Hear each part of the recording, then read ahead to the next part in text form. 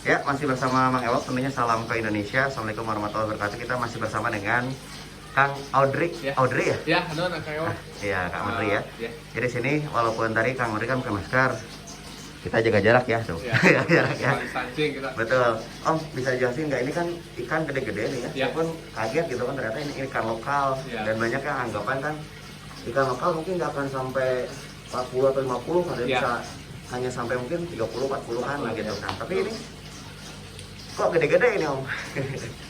Sebenarnya balik teorinya gini, kalau di ilmu apa namanya teh, kalau teorinya ya, sebenarnya balik lagi ke gen induknya.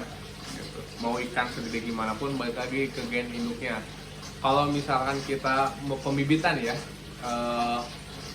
indukannya cuma size 30, 35, ikan gak akan sampai lebih dari size indukannya, gitu loh teorinya. Nah, mungkin kenapa ikan yang Sabtu Ochiba ini bisa size 60, kalau nggak salah ya, waktu saya beli tuh 2 tahun setengah, yang 2 tahun setengah ke belakang, ini untuk indukannya sendiri ini tuh size-nya sekitar 70. Cuman ini disilang dengan lokal, pejantannya lokal, makanya jadinya F1 gitu. Oh, jadi yang satu ya. Ya. Jadi istilahnya lihat indukan ya, bibit, Ya. bibit bobot ya. Ya, bibit bobot. Gen lah, itu turunan darahnya kan. Oh.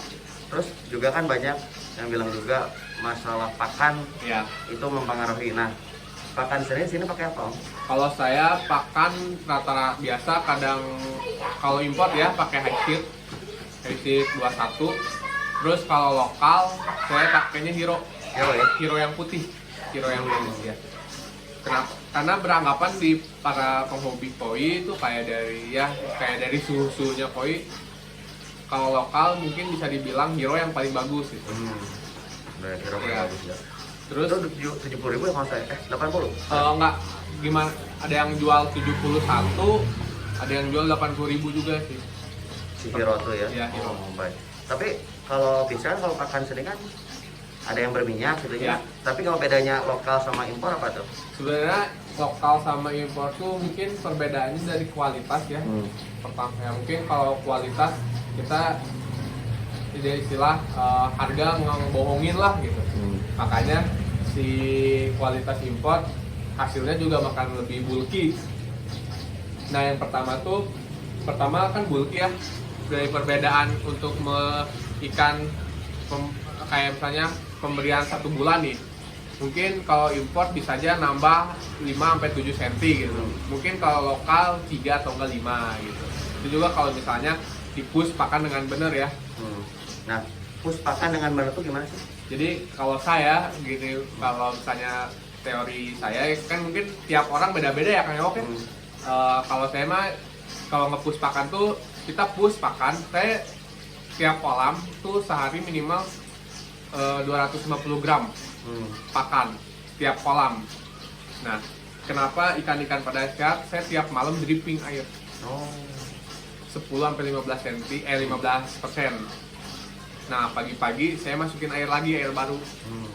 Tambah garam. Kenapa tambah garam? Karena dia pH-nya tetap stabil. Terus aja tiap malam saya selalu dripping 10 atau 15. 15% ya? Ya. Nah, baik. Tapi kalau tambah garam berarti itu per berapa? Biasanya sekilo? Nggak sih, saya biasanya secukupnya aja. Nah, secukupnya. Secukupnya aja. Nah, jadi bisa kelihatan itu. Soalnya agak susah juga kalau kita untuk mengukur garam ya. Ya, Perbandingannya. Betul. Jadi secukupnya aja. ada ininya jadi biasanya feeling juga Ya, gitu kan. feeling juga ya. Baik, yaitu soal apa tadi teh pertama soal ukuran kenapa bisa Ukuran, ini ya. terus pakan. Nah, Pakan. yang berikutnya soal air. Nah, Air. ini kan punten ya, biasanya kan saya pun sama di Bandung Timur kan, Ya. kabarnya airnya kan kurang Bagus. Ya. Nah, ini kumaha Om? Kalau saya ini air saya pakai PDAM ya. Nah, beda. Ini pakai PDAM, cuman saya PDAM tuh ada yang beranggapan PDAM itu ada kaporitnya. Memang ada kaporitnya, cuman kalau misalnya kita istilahnya nyedot air atau nyelang, saya nggak langsung masukin ke sini. Saya endapin dulu. Betul. Mungkin sehari enggak sampai 3 hari. Itu kita endapin dulu airnya biar agak turun.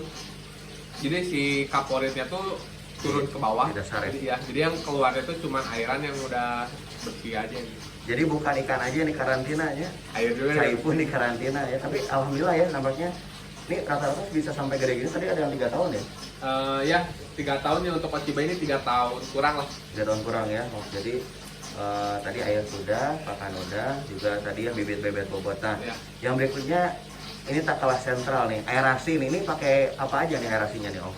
Kalau saya aerator ini ada 2 ya. Kalau 2 yang itu Atman 720 kalau nggak salah. 720 tuh ini ada buat nyambung 4 kolam. 1, 2, 3 sama akuarium ya. Nah mungkin kalau yang kecil itu khusus yang sebelah sini. Khusus sebelah sini. Tapi kalau kita tambah lagi, balik lagi ke puspakan ya Kang Ewok ya. Kalau puspakan kita aerator harus stabil gitu. Jadi istilahnya kalau misalnya kita cuma pakai 1 selang makan biasa, kalau puspakan di double. Oh, jadi aerator pun harus double gitu? Iya, jadi karena jadi ikan tuh kita puspakan, dari puspakan dia keluar amoniak nih. Nah, maka dari itu si oksigennya tuh kan di dalam air itu berkurang ya. Makanya kita tambah push aerator gitu. Jadi biar tetap stabil gitu. Kalau misalnya ini posisi ikan sama saya lagi di puspakan nih. Seminggu ini kalau nggak saya tambah 1, nggak tambah saya 1 ini, cuman paling ikan ngap-ngapan ke atas, jadi pada ngangkat ke atas. Betul, jadi kandungan oksigennya ini Berkurang. berkurang karena amoniak yang tinggi begitu ya.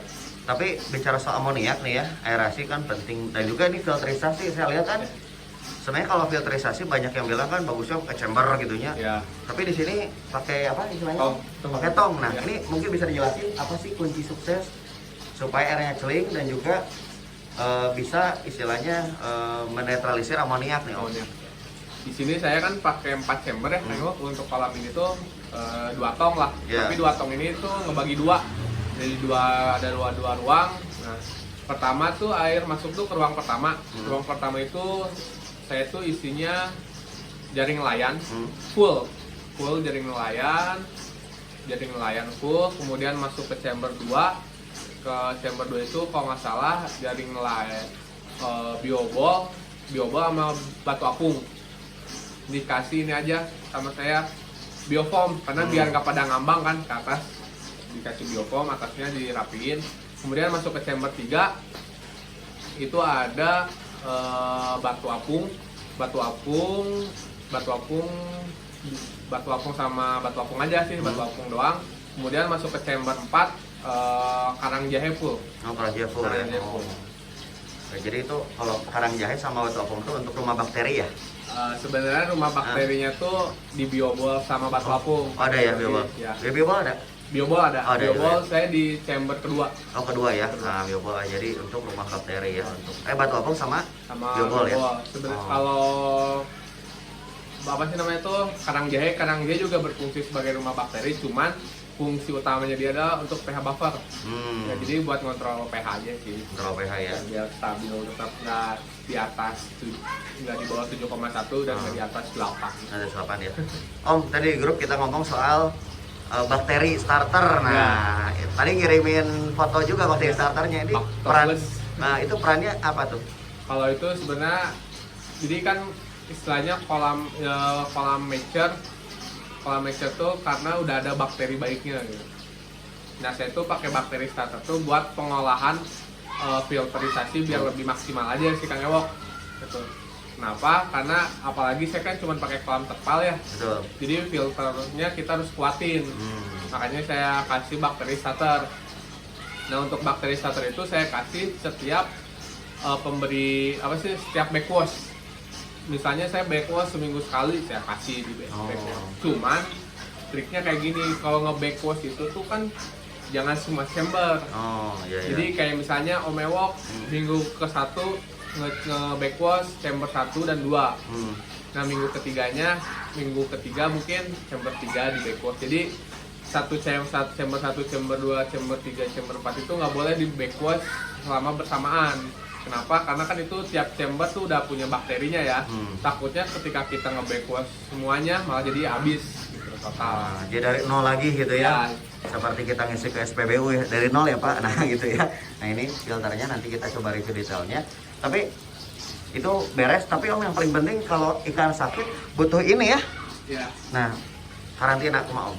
Kalau sebenarnya kalau balik lagi sih setiap seller atau enggak owner punya triknya sendiri ya untuk karantina ikan sakit. Kalau saya sih untuk karantina ikan sakit pertama ya yang pasti pakai garam. Pakai garam 3 hari awal. 3 hari awal kita pakai garam, kita lihat dulu gejalanya tuh ikan tuh apa gitu penyakitnya. Jangan sampai kita belum tahu apa-apa karena lihat aduh sirip merah, badan merah, aeromonas kan nggak tentu juga gitu. Bisa aja ikan keracunan itu badannya sama merah-merah gitu. Atau enggak karena kutu juga bisa sama merah-merah. Makanya saya selalu prinsipin ke konsumen kalau nggak saya, kalau untuk karantina ikan sakit kalau belum tahu pastinya lebih baik 3 hari pertama pakai garam dulu. 3 hari pertama pakai garam dulu ya, biar istilahnya dilihat dulu ya, diobservasi lah teman-teman yang malah mudah nanya. Kalau misal makanya saya pernah ada konsumen dari itu bilangnya aeromonas, dari yang satu aeromonas, dari yang satu ini jamur apa-apa. Nah bilang ke saya, kata saya udah Om pakai aja garam, lihat besok. Pas nanya ke saya, Kang ini jadi badannya merah-merah, maksudnya merah-merah itu urat-urat merah cuma di satu posisi. Oh kata saya ini mah parasit, kasih aja FMG kalau nggak obat kutu. Ya. Alhamdulillah dalam 3 hari merahnya hilang ya. Nah baik ya, ini sebagai penutup juga artinya yang mau konsultasi, istilahnya mau beli ikan, baradakianya mangga gitu kan. Terus yang mau konsultasi yang nanya-nanya, Om ikan saya gini-gini, Om pakannya saya mau pakai apa, pengen pakai yang bagus tapi dompet tipis misalkan ya. Om terus apalagi misalkan tuh, oh ya kolam saya kurang bagus, nah, pengen direnovasi itu bisa? Bisa sih. Saya juga nerima sih untuk pembuatan kolam ya. Pembuatan kolam, renovasi kolam. Terakhir saya buat kolam itu di jalan Batu Nunggal. Di komplek Batu Nunggal itu ukuran 2x3. 2x3. Itu tuh udah all in tuh 30 juta. 20 juta ya? Udah tahu beres aja tinggal masukin ikan. Masukin ikan. Itu plastik bonus ikan juga nggak? Cuma diobrolkan. Obrolkan aja ya. Jadi 30 juta kolam plus tuh mah padenya oke semuanya gitu ya. Jadi bisa langsung aja ya. Nanti kita kasih lagi kontaknya. Semoga ini bermanfaat ya Om ya. Karena banyak penghobi yang dadakan juga sekarang ya. Karena pandemi ya, tapi semoga saja corona beres, ikan koi juga makin mantap ya Om ya. Amin. Haturan Om. Ya, siap.